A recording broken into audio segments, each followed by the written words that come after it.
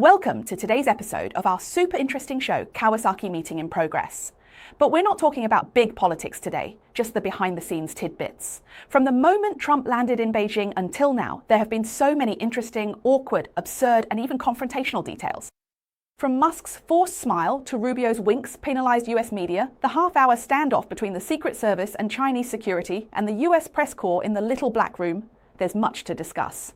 Each of these stories is more exciting than the last. In the next 20 minutes, I'll take you through all of them at once. Let's start with Secretary Rubio. Rubio is known as one of the toughest China hawks in the Trump administration. Even back when he was a senator, he openly criticized the Chinese Communist Party for setting up concentration camps in Xinjiang.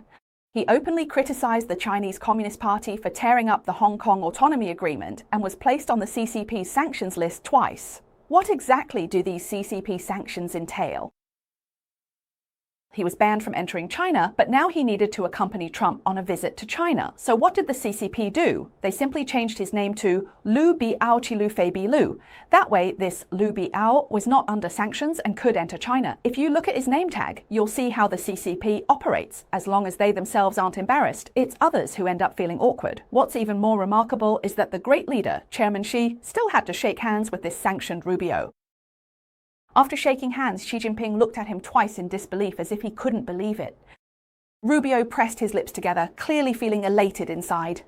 As soon as Xi Jinping walked past, he immediately gave President Trump a wink. Oh wow, just look at that expression. Take your time to savor it, friends. What do you think he was trying to say? Leave a comment and tell me what you think. To me, it looks like he's saying, you sanction me but still have to shake my hand. What can you do about it? I think he and Trump must have discussed the sanctions privately beforehand, which is why that wink was so meaningful. Later, before the US-China meeting at the Great Hall of the People, Rubio was talking to the person next to him about the ceiling of the Great Hall, while waiting for Trump and Xi Jinping to take their seats. He kept looking up and even gave a thumbs up, as if he was amazed by how luxurious the decorations were. In contrast, Trump is now being harshly criticized by the Democrats and the left-wing media in the US just for raising funds to build a banquet hall at the White House. Truly, it's like two completely different worlds between China and the US. Next, let's talk about another unexpected main character from this trip to Beijing, Elon Musk. There were just too many CEOs in Trump's delegation this time. Apple's Tim Cook, Nvidia's Jensen Huang, Boeing's Dave Calhoun, BlackRock's Larry Fink, and Blackstone's Steven Schwarzman. The combined market value of these 30 people exceeds $1 trillion, but the one who stole the show wasn't any of these 30 billionaires. It was Elon Musk. On the first day, while Trump's delegation was waiting to shake hands with Xi Jinping, Musk, the busiest photographer in the room, sprang into action. He pulled out his phone and spun around like someone who had never seen the world before, snapping photos wildly in a 360-degree sweep. What do you think he was doing? He definitely wasn't just amazed by the beauty of the empty square. Maybe he was gathering intel on the internal layout of Zhongnanhai, or perhaps he was collecting material for his next tweet. When it was time for the indoor banquet, the busiest human attraction in the room, Musk, was once again on display, forced to keep up appearances in all sorts of ways. How can I describe the scene? It was like a never-ending stream of group photos with Musk as the constant centerpiece. As soon as one person finished taking a photo, the next would seamlessly slide in to sit beside him, even before the previous shot was snapped. Our ultimate fanboy, Lei Jun, even jumped the line right in the middle. Look, the guy originally sitting to Musk's right was enthusiastically taking his photo, and Musk was even turning his face to the right to cooperate. But then Lei Jun swooped in with a handshake and forcibly turned Musk's neck to the left. Lei Jun was truly excited. After all, he's Musk's #1 superfan. Back in the day, he was a die-hard supporter who spent real money to buy one of the very first Model S cars in China. And after the handshake, Lei Jun immediately pulled out his phone with a swift motion, instantly putting on his signature, determined smile. Poor Musk, at that moment, didn't even know whether his face should keep turning to the right or to the left. He raised his eyebrows and puffed out his cheeks, finally letting out a long sigh to show how speechless he was. On Lei Jun's side, right after taking the photo, he immediately changed his expression, hurriedly lowered his head to check his phone, clearly hoping no one else would come over for a photo. His whole demeanor screamed, I'm busy, don't bother me." This scene, netizens joked that Lei Jun was so starstruck he got to witness his idol rolling his eyes in person. Some jokesters even set a new rule for group photos. From now on, when Xiaomi car owners meet Tesla car owners, they must proactively ask for a photo together. During the photo, the Xiaomi car owner must smile, while the Tesla car owner is responsible for maintaining a cool, aloof demeanor and rolling their eyes at any moment. I think this is totally doable. If you agree, give me a like and let me know. Everyone must be really curious. At the banquet in the Great Hall of the People, what was old Ma so busy doing, head down, furiously scrolling on his phone? He was busy replying to people on his own X account using simplified Chinese. And what's even more outrageous, guess who he was replying to? It was the #1 dissident on the CCP's global most wanted list. Teacher Li is not your teacher. This all started when Teacher Li posted a photo of Musk's youngest son wearing a traditional Chinese vest. As a result, old Ma himself popped up in the comments using Chinese and replied, "My son is learning Mandarin." Teacher Li immediately responded saying, "Well, that's perfect. He can check out my X more often in the future to learn about the real lives of ordinary Chinese people. Their living conditions," now that's a powerful statement. To make sure as many friends as possible are up to speed, let's introduce Teacher Li. Teacher Li's real name is Li Ying and she lives in Italy. She rose to fame during the White Paper movement in 2022 because at that time she was arguably the only person in the world who could post real-time videos from inside China about the anti-pandemic protests. Using crowdsourced footage, he shared censored CCP content. From fires and protests to labor disputes and the Suzhou chained woman, he covered it all. He is now a top CCP target. Meanwhile, the world's richest man, Musk, was over there sipping Mao Tai brought by Chairman Xi. At the banquet in the Great Hall of the People, he quietly interacted with this top dissident. The comments under the X post exploded instantly. "Brother Ma, do you know who you just replied to? Do you realize you're interacting with a dissident? Can you show me what was served at the banquet?" What's even more ironic is that this incident has split the Chinese internet into two parallel universes. Inside the Great Firewall, on platforms like Weibo, Douyin, and Xiaohongshu, everyone is celebrating joyfully. State media took the lead in flooding the screen. Musk replied in Chinese at the state banquet, and the world's richest man loves Chinese. This is seen as a bridge of friendship between China and the US. In their eyes, Musk replying in Chinese is giving them tremendous face. But on the other side, in the Chinese-speaking community outside the Great Firewall, everyone just laughs quietly, knowing full well that everyone can see he was actually replying to Teacher Li. This is something that not a single word of can be mentioned inside the Great Firewall. These people, even if they're in Beijing, might be impressed by the spectacle put on by the CCP or amazed by the opulence of Zhongnanhai. But don't for a second think they'll be fooled by this so-called grandeur of a great nation.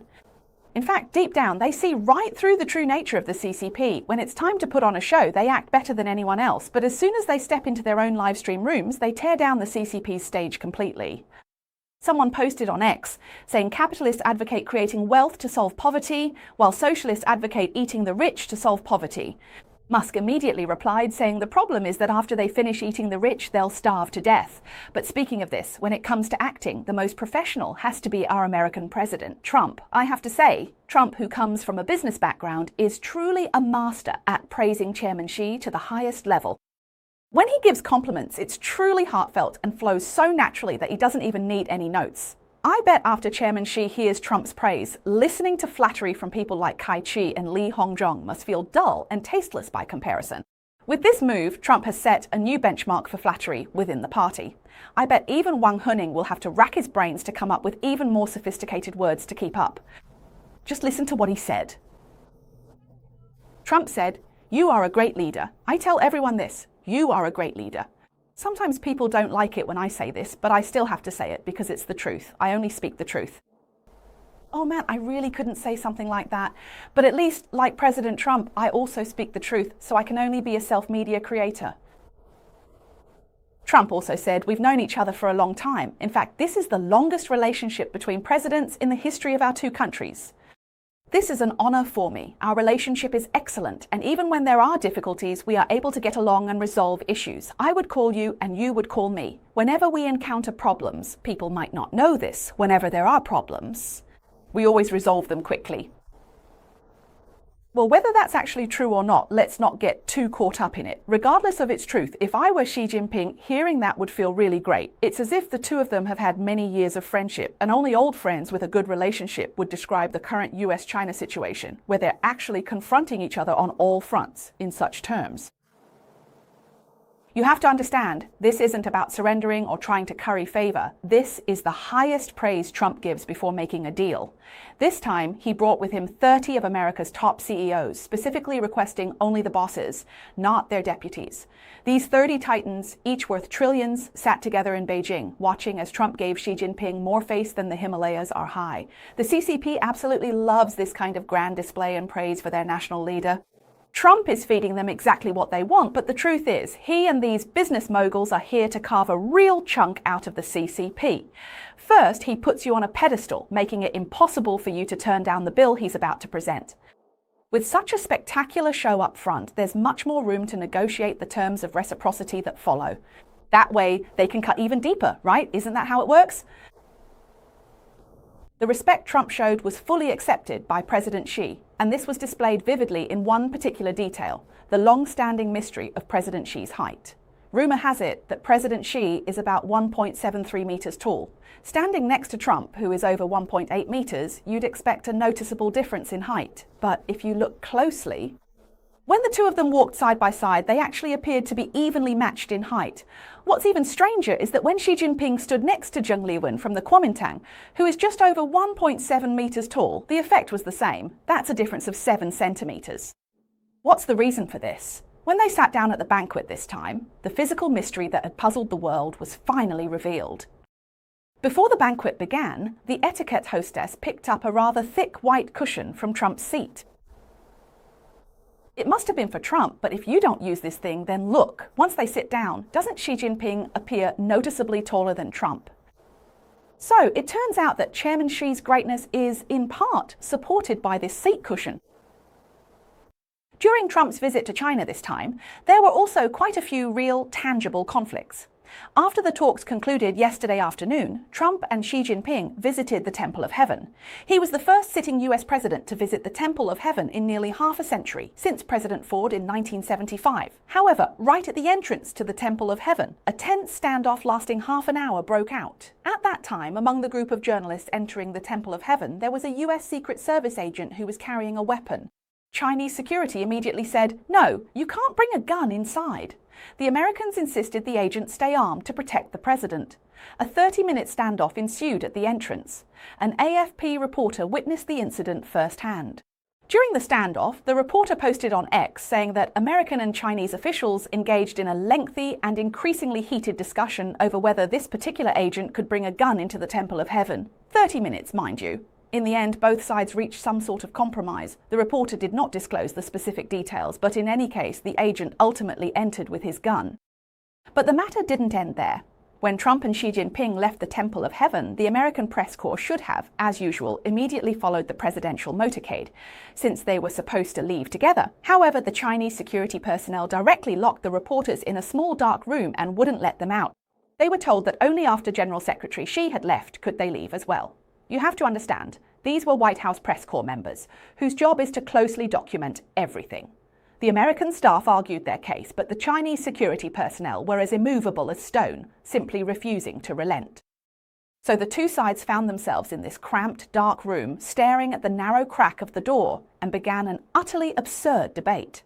As the presidential motorcade was about to depart, the leader of the American journalists finally lost all patience, took the lead and charged out, saying, let's go, we're American media, we're leaving now." A female reporter with a southern accent also shouted, "Move gently, but we're leaving now. Don't bump into anyone and don't treat us the way you did before." Notice, this sentence is a real zinger. Don't treat us the way you did before. What does that mean? It means that during this visit, Chinese security had already been rough with the American journalists earlier. Do you remember when Trump visited China for the first time in 2017? His chief of staff, John Kelly, was actually grabbed by a Chinese official, and a Secret Service agent intervened, pushing that person away. In the end, it almost turned into a physical altercation. Later, the Chinese side apologized, but this time things got even more dramatic. There's another line in that video segment. The reporters all shouted together, "We have to go, American media, go, go, go."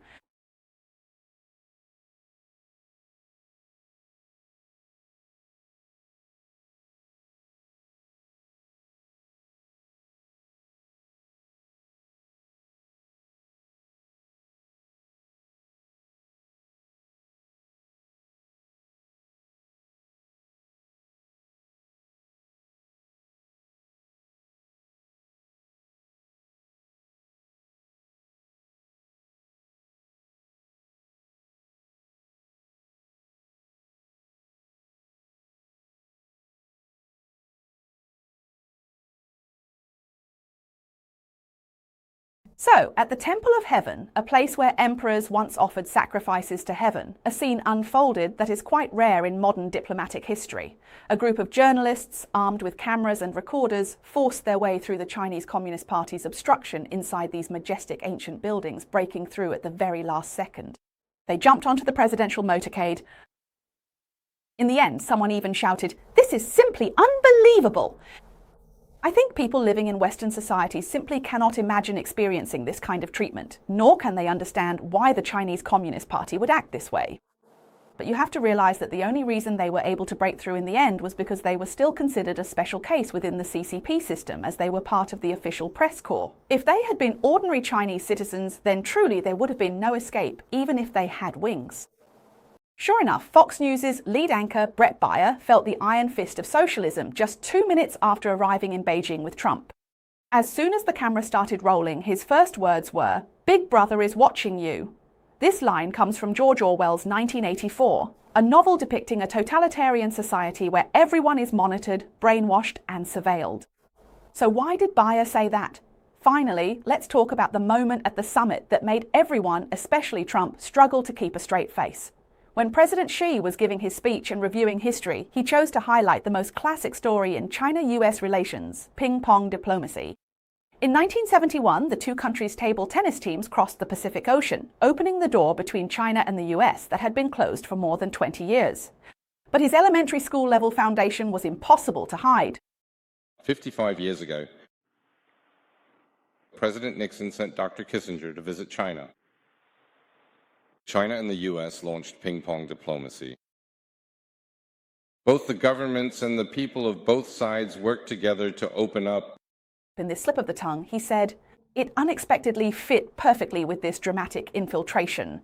Look, Rubio, who was sanctioned by the Chinese Communist Party, came in. Bang, Musk replied in Chinese to Mr. Lee, who is being hunted by the CCP. Bang! An American agent whom the CCP couldn't stop even after 30 minutes entered the Temple of Heaven with a gun. Another bang! The Fox News team, fined $40, immediately broadcast Beijing's tight surveillance to the whole world. Another bang! Each ping-pong sound is a warning. In the Grand Theatre of the CCP's so-called greatness, a small bomb has gone off, but the actors on stage are still reading their scripts, and they're getting them all wrong. Meanwhile, we, the audience, have already seen through everything. All right, due to time constraints, we'll stop here for today. There are still many interesting tidbits left. Do you enjoy this kind of content? If you do, I'll share more for you in short videos. If you enjoy my content, please don't forget to subscribe to Zhengguandian. That way, you'll be able to see the exciting programs I've prepared for you right on your YouTube homepage. And if you like my show, don't forget to give me a thumbs up as well. Also, please share and forward it to more of your friends. Every interaction from you helps my voice reach a wider audience, allowing more people to see the content I create. Here, let me first thank all of you for your support. All right, that's all for today's discussion. Thank you for watching, and I wish you all a wonderful day. Let's continue to follow this historic Xi-Biden summit together. All right, see you in the next episode of Zhengguandian. Don't miss it. Bye-bye.